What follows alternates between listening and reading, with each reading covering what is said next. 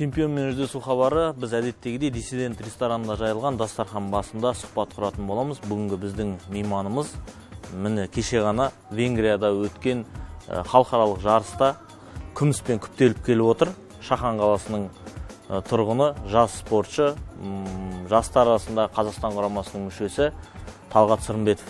Қош келдің, Талғат. Жалпы Венгриядағы өткен жарысқа тоқталып өтсең, қалай өтті, кімдер қатысты? Жарысқа 20-дан астам ел өкілдері қатысты. Боксшылар санын айта кетсек, 200-ден аса. Және де сол ұлдар арасында жарыс өтті, жастар, яғни қыздар арасында қыз боксшылар да қатысты. Қиын болды, барлық енді өз өкілдерінің бірінші номерлары, сені ұтамын, сенен жеңісті тартып аламын деген ойда шығады ғой бәрі. Бәрі жанып тұр. Бәрі ғой, көздері жанып тұр. Финалдағы Таиланд боксшысымен бұған дейін кездестің бе? Таиланд боксшысымен оған дейін кездескен жоқпын, бірақ екеуміз бір жарыстарда болып қалған кездер болды. Сырттай танисың?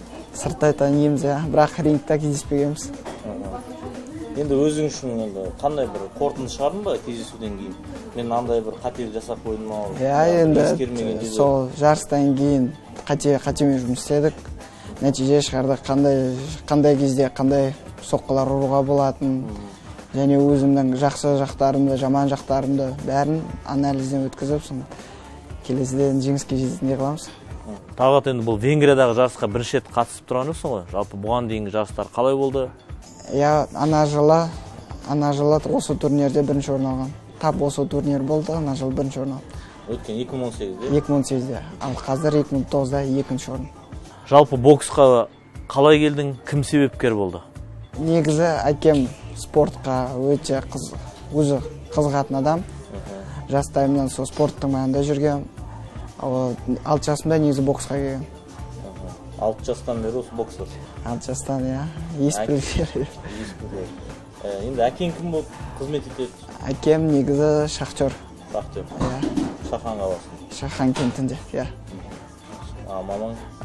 Анам ол мектеп мұғалімі, қазақ тіл мұғалімі. Сол 12-ші орта мектеп, қазақ тіл мұғалімі. Талғат, енді мына жерде көріп тұрмыз, бір қатар медальдарды алып келген екенсің. Жалпы жыл басынан бері қанша жарыс, және қай жарыстан қандай медальдар алдың, соны айтып өтсең, Енді медальдардың бәрі маған ыстық, себебі енді олар менің термен, еңбегімен, көз жасымен келген медаль, бәрі ешқайсысын бөле алмаймын. Бірақ енді мысалы 2018-де Ақтөбе қаласында жастар арасында чемпион Қазақстан болдым. Тағы екінші медалім Қазақстаннан. Ол жерде де бірінші орын алдым. Ол 2017 жылы Ақтау қаласында болды. Осы екі медаль. Айта кетсем, мысалға Филиппин елінде өткен Азия чемпионатының медалі. Бұны мен жасөспірімдер арасында алдым. 3-ші орын, 50 килограмм салмақ дәрежесінде 3-ші орын алдым. Осы уақытқа дейін өзін есептеп жүрсің бе? Мысалы, қанша кездесу өткіздің осы әуесқойда? Бір 150-ден астам шығар, 150. 150-ден астам, 200-ге жақында қалады. Талғат, енді жыл соңына дейін құрған жоспар қандай? Жыл соңына дейін тағы қандай жарыстар жоспарлап отырсың? Жыл соңына дейін енді Алла жазса, сол негізі осы дайындықтың бәрі Монғолия елінде өтетін Азия чемпионаты, осы жарыстардың бәрі сол Азия чемпионатына дайындық болып есептеледі. Ал қазір мен 24 күні Алматы қаласына оқу жаттығуының жиынына кетем. Сол оқу жаттығу жиыннан кейін Германия еліне Кубок Бранденбурга деген турнир болады, өте мықты турнир. Сол Германия қаласына аттанамыз, еліне. Франкфурт қаласына Германия елі. Незаменимый нет дейді ондай сенің орныңа сразу басқа біреуді алысады. Мысалы, сенің орныңа артында бір 10 шақты адам тұр. Сол үшін әрдайым концентрацияда болып, босамай. Негізі сол өмірде босасаң сразу тайдырып жібереді жолынан. Сол бокста да солай. Жалпы өзің жеке бапкерің кім және қай жерде дайындаласың? Владимир Иванович Чичаев. Сол мен жеке бапкерім Нұркенде. Нұркенде өзім жаттығу жасаймын. Және бапкер. Ұлттық құрамадағы бапкерлер? Ал ұлттық құрамада ана жылы Ғалымбек Кенжебаев ағайымыз болған. қазір ол кісі ерлер арасына кетіп қалды. Қазір ағайымыз Қайрат Сачанов деген кісі Шығыс Қазақстан елінің тумасы. Сол кісі дайындайды. Жақсы, жалпы кез келген адамның өз хоббиі болады ғой. Сенің хоббиің қандай? Хоббиім енді көбінесе қыдыру, кино көру сол сияқты. Кітап оқыған жақсы көремін. Қандай кітаптар? Кітап, ең соңғы оқыған кітабым «Подсознание может все» деген кітап. Негізі психология. Сондай көбінесе психология тұрғыдан сондай кітаптар. Мысалы, Дейл Карнеги, соның барлық изданияларын оқып шыққам. Сол енді жаттығу жиындарда кітап оқимыз, жай құр босқа жатқаннан. Джон Кехлан оқып болдың? «Подсознание может все» мұна, бәрін оқысадым. Сонда бір тарауында айтады ғой, адам өзін елестету керек. Адам елестетсе, егер қала бәрі жақсы өткендігі жайлы өзін солай настраивать етсе, бәрі әрдайым жақсы болады деп айтады ғой.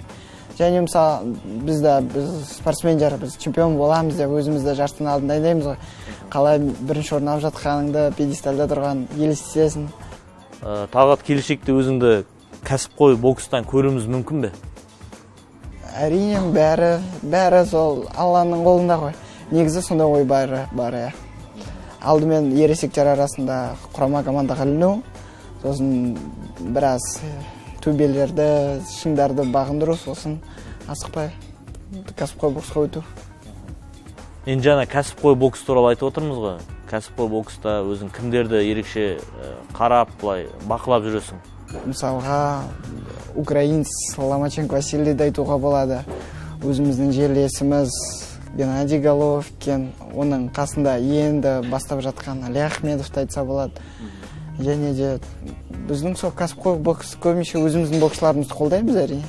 Бірақ кішкене өзімді үлгі тұтатын боксерлар кішкене басқа. Мысалы, американецті сол Джервонта Дэвисті айтуға болады. Сол украинец Ломаченко Василий, Усик украинец. Соларды айтса болады. Солардың ұстанған тактикалары, стилі ұнайды? Енді ұнайды дегенде сол кісілерден бір-екі нәрсе өзіңе алуға болады. Былай онда қатты ондай кумир деп ешкімді ондай санамаймын. Әркімнің өз жолы басқа ғой. Әрине. Енді қай жаста барған дұрыс деп ойлайсың енді? Бокс, спортқа ма? Кәсіпқой боксқа. Бару мүмкін деп отырсың, иә? Енді соған қатысты жоспарың қандай? Енді жасың жанып тұрған кезде рассвет сил дейді ғой, рассвет сил. Бір 24-25-терде шығар.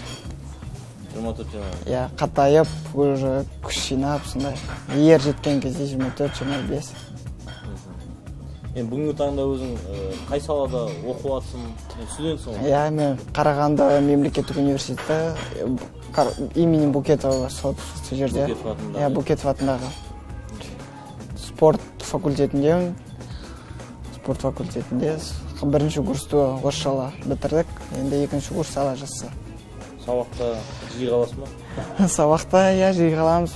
Көбінесе оқу-жаттығу жиындары, 2-3 апта оқу-жаттығу жиындары болады, сосын 1,5 апта жарыс болады, солай. Кейбір кездер болады, мысалы, оқу-жаттығының жиыннан кейін жарысқа барамыз, қайт келеміз, үйде 2-3 күн боламыз, қайтын оқу-жаттығу жиынына кетіп қаламыз. Сондай кезде қаламыз. Жалпы ұлттық құрамадағы атмосфера қалай? Негізі балалар үшін бір-бірімізге бауырымыз беріп тұрады ғой. Әрқашан көмек көрсетіп, кейбір кездері ауырып қалған кезде дәрі-дәрмек беріп, өзімізде болған нәрсе көмек көрсетеміз бір-бірімізге. Қолдаймыз әрқашан, жарыста да бірге жүреміз әрқашан. Осы жол жарыста ұлттық құрамада өзіңнен бөлек алды ма медальдар жарыстан? Иә, ұлттық құрамаға 12 боксер шықты Қазақстаннан. Өзі 10 салмақ дәрежесінде 12 адам финалға шықты. 5 алтын, 5 күміс, 6 алтын, 5 күміс, тағы 2-3 орында сондай болады. Енді рахмет осылай уақыт тауып, рахмет сізге де рахмет. Хабарымызға келіп ой бөлісіп отқанына. Бұл әлі ғана бастамасы деп ойлаймыз. Әлі талай осы жерде сұхбат құруға жазсын. Жыл соңына дейін құрған жаңағы Германиядағы, одан кейін жаңағы әлемдік жарысы. Иә. Сол жарыстарда жеңіске жетіп, осы жерде тағы да кездесу жасын. Рахмет. Айтқаныңыз келсін. Рахмет.